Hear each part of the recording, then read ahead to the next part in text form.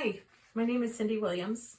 I thought I would take just a couple of minutes and show you how to give some interest by decoupaging to a background. So we're just going to start by creating the background using, I use Mod Podge because it's not expensive. You can get it anywhere and it does the job.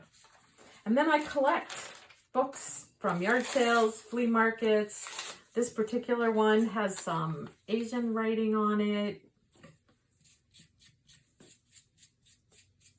And then I also collect like sheet music, and all of these things you can get very inexpensively, you know, like a quarter or 50 cents for a book that has interesting pages that you can use to start to create a background.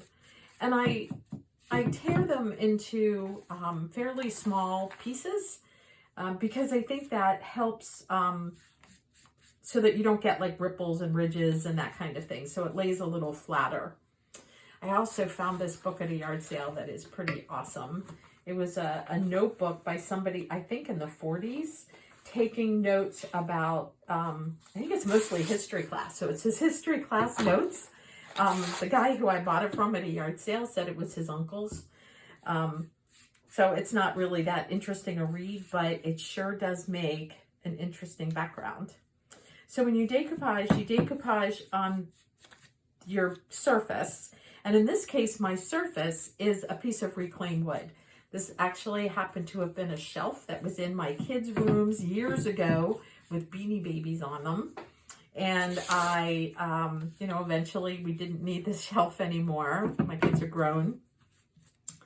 And we took it to the saw and I cut it into pieces where I could make some art out of it. And I love using reclaimed wood. I use pallets, I use old shelves, I use whatever I can find that have had another life. Also, when you're decoupaging, make sure you get the edges. That's kind of easy to miss. And you can see I'm being very liberal with the amount of decoupage that I'm using, or Mod Podge that I'm using.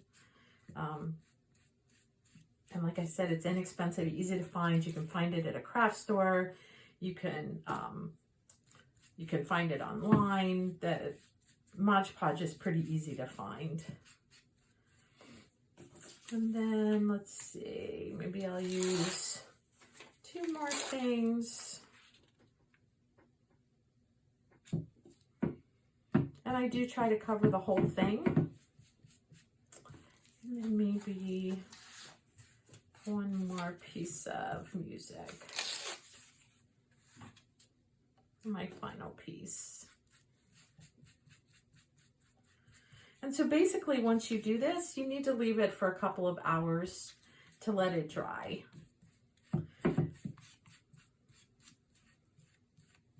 But I think that the smaller pieces are key. Using plenty of the Mod Podge is key.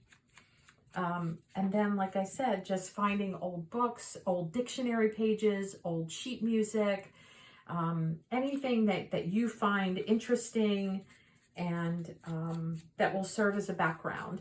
And once we start to create a piece, this background will only kind of be a suggestion. It won't be as clear as it is right now. We'll go over it with some paints and all kinds of other things.